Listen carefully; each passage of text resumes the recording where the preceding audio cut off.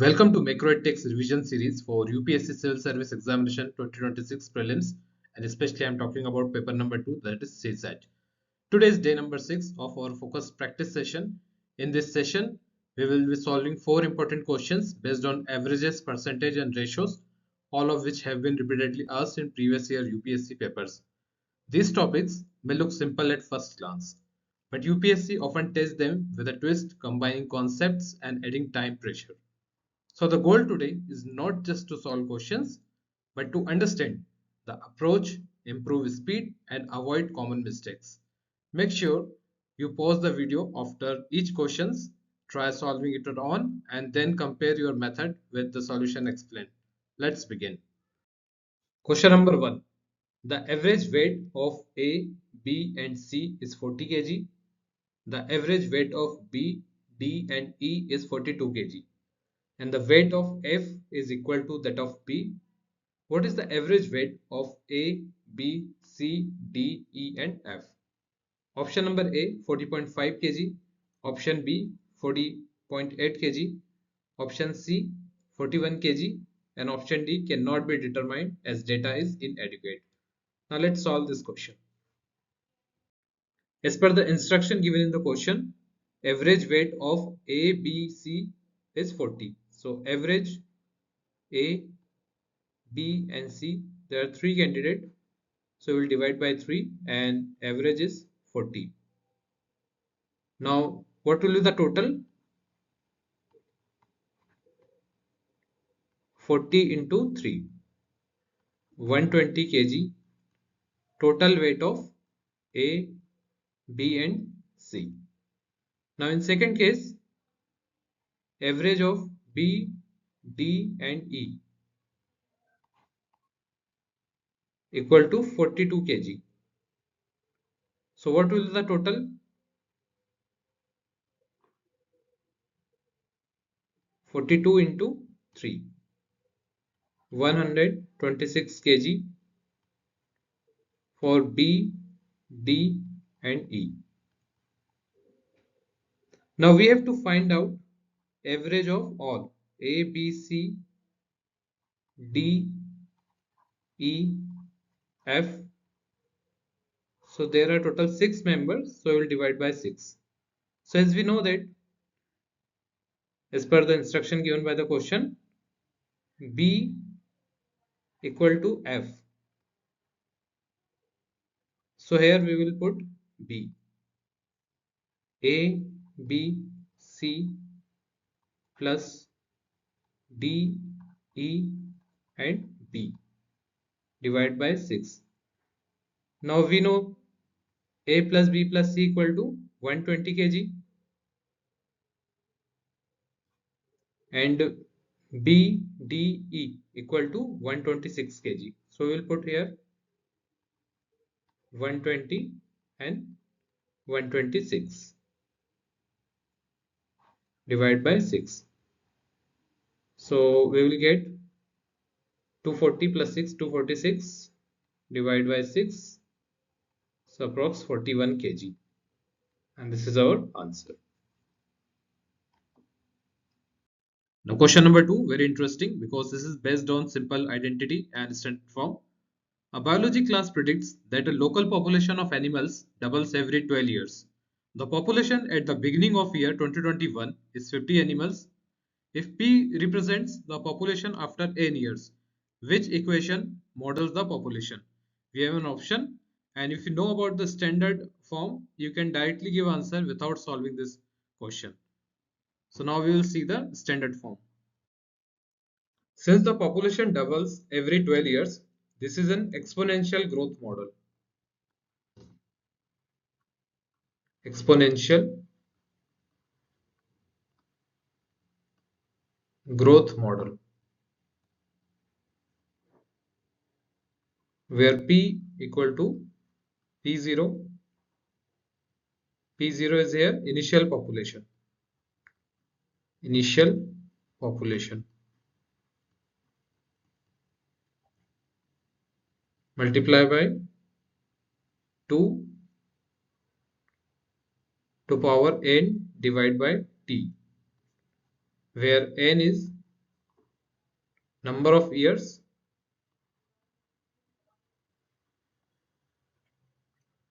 and T is doubling time.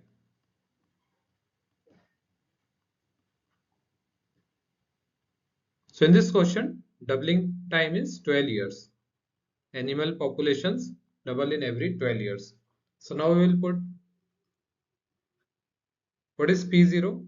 P0 is 50. Multiply by 2 and 2 to power n, because we don't have value of n, and doubling time 12. This is our answer.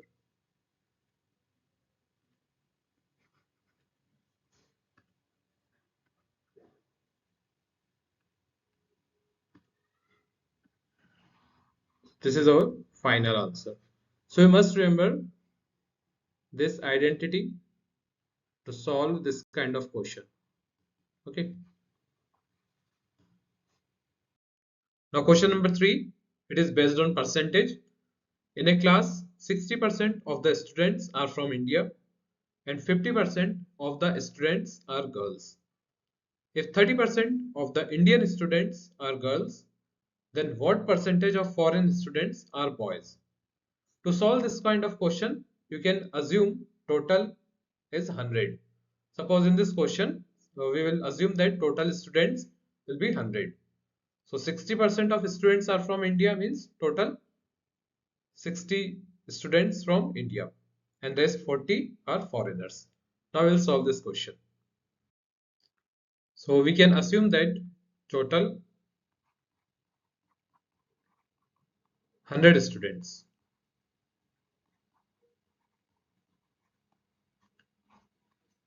and 60 from India. So Indian students total 60 and foreigner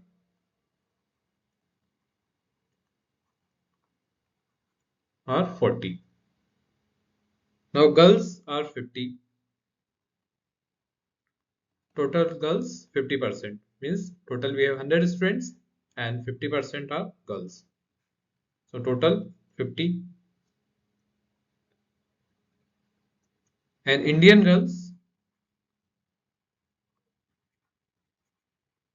30%. 30% Indian girls. So out of 60, 30% are Indian girls. 30% of 60. 10% is 6, so 30% will be 18. Now total boys, total Indian boys,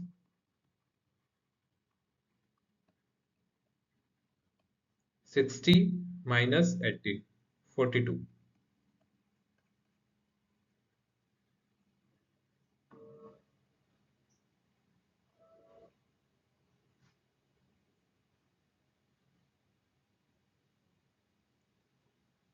Now total we have 50 girls, so 50 minus 18, 32 foreigner girls. If 32 foreigner girls, so boys 40 minus 32, 8 boys. So we have to find out the percentage of foreigner boys. So total foreigner boys 8 and total foreigner 40. So we'll get 20%. This is our answer. So recently we solved a question based on percentage. Now I give here 3 more questions on percentage for your practice. You can try. Now question number 4 is based on ratio and percentage. A student appeared in 6 papers. The maximum marks are same for each paper. So like the previous question, we can assume here the maximum marks are 100 for each paper. So total marks will be 600 because we have 6 papers. Now his marks in these papers are in the proportion 5, 6, 7, 8, 9 and 10. Overall he scored 60%. Overall he scored 60%. Suppose total we have 600 marks, so 60% of 600. In how many numbers of papers did he score less than 60% of the maximum marks? Now we'll understand and solve this question.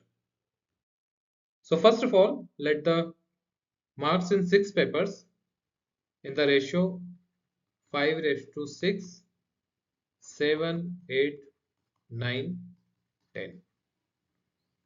Second, suppose total marks 6 into 100, because there are total 6 paper and each question paper maximum marks 100. So we'll get total 600 marks. And maximum marks you obtained, maximum marks. Student obtained 60% of 600. So we'll get 360.